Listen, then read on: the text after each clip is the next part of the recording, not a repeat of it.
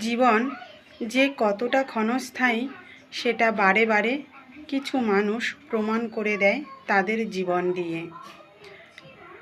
এই যে সায়নী দিদিভাই, এত হাসি খুশি একটা মেয়ে, মনের মধ্যে এত কষ্ট লুকিয়ে রেখে আজকে পৃথিবী ছেড়ে চলে গেল। তাই আমি সবসময় বলি, সোশ্যাল মিডিয়ার জীবন আর বাস্তবের জীবন একদমই এক নয়। তবে একটাই কথা বলবো, এত বড় একটা সিদ্ধান্ত নেওয়ার আগে বাবা মায়ের কথাটা একবার ভাবতে পারতে। কারণ তুমি আজকে যার জন্য এই পৃথিবী ছেড়ে চলে গেলে, তার হয়তো কিছুই গেল না, শুধুমাত্র গেল তোমার বাবা মায়ের কোলটা খালি হয়ে। কারণ এই পৃথিবীতে সব সম্পর্কই মিথ্যে, শুধু বাবা মায়ের সম্পর্ক ছাড়া। আর কিছুই বলার নেই।